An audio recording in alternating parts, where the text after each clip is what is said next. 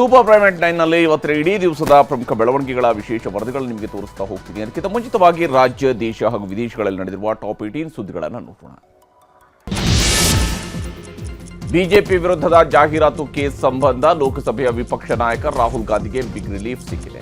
ರಾಹುಲ್ ಗಾಂಧಿ ವಿರುದ್ಧ ಹಾಕಿದ್ದ ಖಾಸಗಿ ದೂರನ್ನು ಹೈಕೋರ್ಟ್ ರದ್ದುಪಡಿಸಿದೆ. ವಿಚಾರಣೆ ಬಳಿಕ ಅರ್ಜಿ ವಜಾ ಮಾಡಿ ನ್ಯಾಯಮೂರ್ತಿ ಸುನೀಲ್ ದತ್ ಯಾದವ್ ಪೀಠ ಆದೇಶವನ್ನು ನೀಡಿದೆ. ಕಳೆದ ವಿಧಾನಸಭಾ ಚುನಾವಣೆಗೂ ಮೊದಲು ಬಿಜೆಪಿ ಸರ್ಕಾರದ ವಿರುದ್ಧ 40% ಕರಪ್ಷನ್ ರೇಟ್ ಕಾರ್ಡ್ ಜಾಹೀರಾತನ್ನು ರಾಹುಲ್ ಎಕ್ಸ್ನಲ್ಲಿ ಶೇರ್ ಮಾಡಿತು. ಈ ಬಗ್ಗೆ ಕೇಶವ್ ಪ್ರಸಾದ್ ಖಾಸಗಿ ದೂರನ್ನು ದಾಖಲಿಸಿದರು. ಮುಡಾ ಹಗರಣದಲ್ಲಿ ಸ್ನೇಹಮಯಿ ಕೃಷ್ಣ ಮತ್ತೊಂದು ಬಾಂಬ್ ಸಿಡಿಸಿದ್ದಾರೆ. ಮುಡಾದ ಮಾಜಿ ಆಯುಕ್ತ ನಟೇಶ್ ಅವರದ್ದು ಎನ್ನಲಾದ ಆಡಿಯೋ ರಿಲೀಸ್ ಮಾಡಿದ್ದಾರೆ. ನನ್ನ ಭೇಟಿ ಮಾಡಿ ಹಣದ ಆಮಿಷ ಒಡ್ಡಿ ಹಗರಣ ಮುಚ್ಚಿ ಹಾಕುವುದಕ್ಕೆ ಯತ್ನಿಸಿದ್ದಾರೆ ಎಂದು ಆರೋಪಿಸಿದ್ದಾರೆ.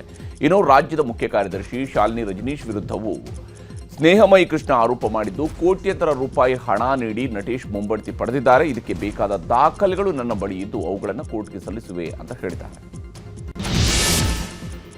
ಸರ್ಕಾರದಿಂದ ಮನೆ ಸಿಗುತ್ತೆ ಅನ್ನೋ ನಿರೀಕ್ಷೆಯಲ್ಲಿದ್ದ ಕೋಗಿರು ಲೇಔಟ್ ನಿರಾಶ್ರಿತರಿಗೆ ಬಿಗ್ ಶಾಕ್ ಎದುರಾಗಿದೆ. ಅಲ್ಲಿನ ನಿರಾಶ್ರಿತರು ಯಾರೂ ಕೂಡ ಅರ್ಹರಿಲ್ಲ, ಹೀಗಾಗಿ ಯಾರಿಗೂ ಮನೆ ನೀಡುವುದಕ್ಕೆ ಸಾಧ್ಯ ಇಲ್ಲ ಅಂತ ಅಧಿಕಾರಿಗಳು ಸಿಎಂಗೆ ಮಾಹಿತಿ ನೀಡಿದ್ದಾರೆ.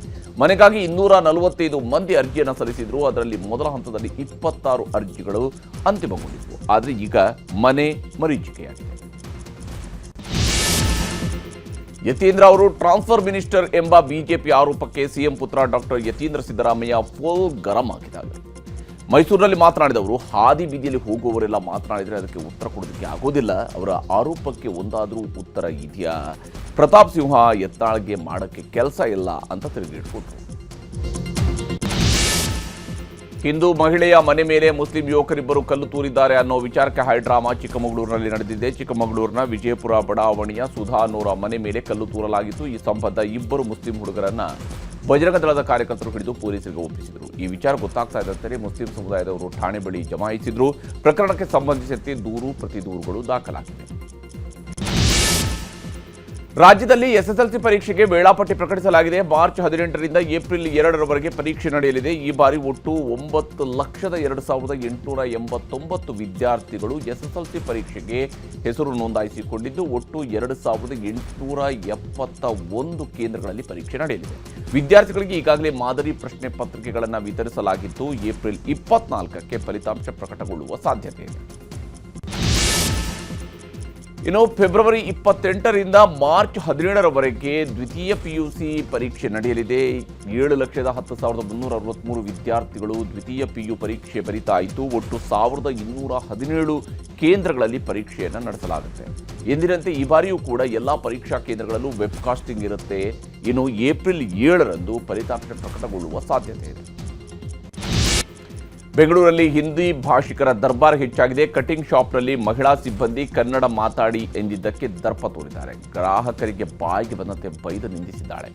ವರ್ತೂರಿನ ಮಧುರಾನಗರದಲ್ಲಿ ಈ ಘಟನೆ ನಡೆದಿದೆ. ವಿಡಿಯೋ ವೈರಲ್ ಆಗ್ತಾ ಇದ್ದಂತೆಯೇ ಮಹಿಳೆ ಕನ್ನಡಿಗರ ಕ್ಷಮೆ ಯಾಚಿಸಿದ್ದಾಳೆ.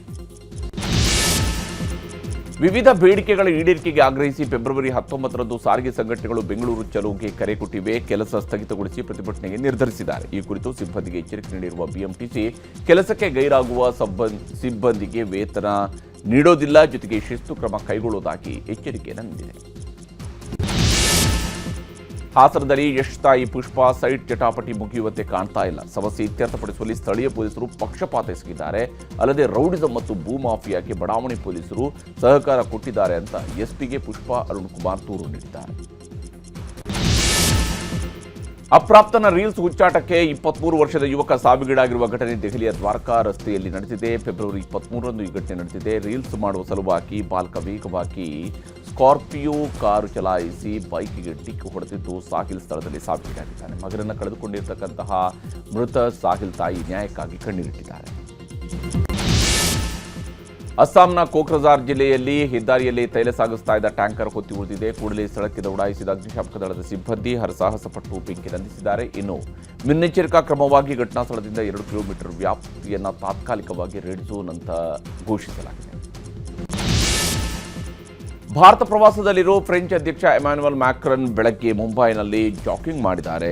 ಫುಟ್ಪಾತ್ ಮೇಲೆ ತಮ್ಮ ಸಿಬ್ಬಂದಿ ಜೊತೆಗೆ ಜಾಗಿಂಗ್ ಮಾಡ್ತಿದ್ರು. ಅಲ್ಲಿದ್ದವರಿಗೆ ಅವರು ಯಾರು ಅನ್ನುವಂಥದ್ದು ಗುರುತು ಸಿಕ್ಕಿಲ್ಲ. 3 ದಿನದ ಭಾರತ ಪ್ರವಾಸದಲ್ಲಿರುವ ಮ್ಯಾಕ್ರನ್ ನಾಡಿದ್ದು ದೆಹಲಿಯಲ್ಲಿ ನಡೆಯುತ್ತಿರುವ ಎಐ ಶೃಂಗಸಭೆಯಲ್ಲಿ ಭಾಗಿಯಾಗಲಿದ್ದಾರೆ. ಇರಾನ್ ಹಾಗೂ ಅಮೆರಿಕ ನಡುವೆ ಜಿನಿವಾದಲ್ಲಿ ಸಂಧಾನ ಮಾತುಕತೆ ವೇದಿಕೆ ಸಿದ್ಧವಾಗಿದೆ. ಹೀಗಿದ್ರೂ ಅಮೆರಿಕ ತನ್ನ 2ನೇ ಬೃಹತ್ ಯುದ್ಧ ನೌಕೆಯನ್ನು ಇರಾನ್ನತ್ತ ನುಗ್ಗಿಸ್ತಾ ಇದೆ. ಇದಕ್ಕೆ ಟಕ್ಕರ್ ಕೊಟ್ಟಿರುವ ಇರಾನ್ ಹೊರ್ಮುಜ್ ಜಲಸಂಧಿಯಲ್ಲಿ ಸಮರಾಭ್ಯಾಸವನ್ನು ಆರಂಭಿಸಿದೆ. ಈ ನಡುವೆ ಟ್ರಂಪ್ ವಿರುದ್ಧ ಖಮೇನಿ ಗುಡುಗಿದ್ದಾರೆ. ಭ್ರಷ್ಟಾಚಾರ ಆರೋಪದಲ್ಲಿ ಜೈಲಿನಲ್ಲಿರುವ ಪಾಕ್ನ ಮಾಜಿ ಪ್ರಧಾನಿ ಇಮ್ರಾನ್ ಖಾನ್ಗೆ ಸೂಕ್ತ ಚಿಕಿತ್ಸೆ ನೀಡುವಂತೆ ವಿಶ್ವ ಕ್ರಿಕೆಟ್ನ 14 ಮಂದಿ ಮಾಜಿ ನಾಯಕರುಗಳು ಮನವಿ ಮಾಡಿದ್ದಾರೆ. ಕಪಿಲ್ ದೇವ್, ಸುನಿಲ್ ಗಾವಸ್ಕರ್ ಸೇರಿದಂತೆ ವಿಶ್ವದ ಹಲವು ಕ್ರಿಕೆಟ್ ತಂಡಗಳ ಮಾಜಿ ನಾಯಕರು ಪಾಕ್ ಸರ್ಕಾರಕ್ಕೆ ಪತ್ರ ಬರೆದಿದ್ದಾರೆ. ಇಮ್ರಾನ್ ಖಾನ್ಗೆ ಸಮರ್ಪಕ ಚಿಕಿತ್ಸೆ ಒದಗಿಸುವಂತೆ ಕ್ರಿಕೆಟ್ ದಿಗ್ಗಜರು ಮನವಿ ಮಾಡಿದ್ದಾರೆ. ನೈಜೀರಿಯಾದ ಆಗಸದಲ್ಲಿ ಹಾರಾಡುವಾಗಲೇ ವಿಮಾನದ ಎಂಜಿನ್ ಇದ್ದಕ್ಕಿದ್ದಂತೆ ಸ್ಫೋಟಗೊಂಡಿದೆ. 30,000 ಅಡಿ ಎತ್ತರದಲ್ಲಿ ಹಾರಾಟ ನಡೆಸುವಾಗ ಈ ಘಟನೆ ನಡೆದಿದೆ. ಆರಿಕ್ ಏರ್ ಬೋಯಿಂಗ್ ವಿಮಾನದಲ್ಲಿ ಈ ಘಟನೆ ನಡೆದಿದ್ದು, ಅಲರ್ಟ್ ಆದಂತಹ ಪೈಲಟ್ ತುರ್ತು ಭೂಸ್ಪರ್ಶ ಮಾಡಿದ್ರಿಂದ 80 ಪ್ರಯಾಣಿಕರು ಕೂದಲೆಳೆ ಅಂತರದಲ್ಲಿ ಬಚಾವಾಗಿದ್ದಾರೆ. T20 ವಿಶ್ವಕಪ್ ಟೂರ್ನಿಯಿಂದ ಬಲಿಷ್ಠ ಆಸ್ಟ್ರೇಲಿಯಾ ತಂಡ ಲೀಗ್ ಹಂತದಲ್ಲಿ ಹೊರಬಿದ್ದಿದೆ. ಮಳೆಯಿಂದಾಗಿ ಜಿಂಬಾಬ್ವೆ ಐರ್ಲೆಂಡ್ ಪಂದ್ಯ ರದ್ದಾಗಿದೆ. ಇದರಿಂದ ಎರಡೂ ತಂಡಗಳಿಗೆ ತಲಾ 1 ಅಂಕ ಲಭಿಸಿದ್ದು, ಜಿಂಬಾಬ್ವೆ 5 ಅಂಕಗಳೊಂದಿಗೆ ಸೂಪರ್ 8 ಹಂತಕ್ಕೆ ಅರ್ಹತೆಯನ್ನು ಪಡೆದಿದೆ. ಇದಕ್ಕೂ ಮೊದಲು ಜಿಂಬಾಬ್ವೆ ವಿರುದ್ಧ ಹೀನಾಯವಾಗಿ ಸೋತು ನಿನ್ನೆ ಶ್ರೀಲಂಕಾ ವಿರುದ್ಧವೂ ಸೋಲುವ ಮೂಲಕ ಕೇವಲ 2 ಅಂಕ ಗಳಿಸಿದ ಆಸ್ಟ್ರೇಲಿಯಾ ಟೂರ್ನಿಯಿಂದಲೇ ಹೊರಬಿದ್ದಿದೆ.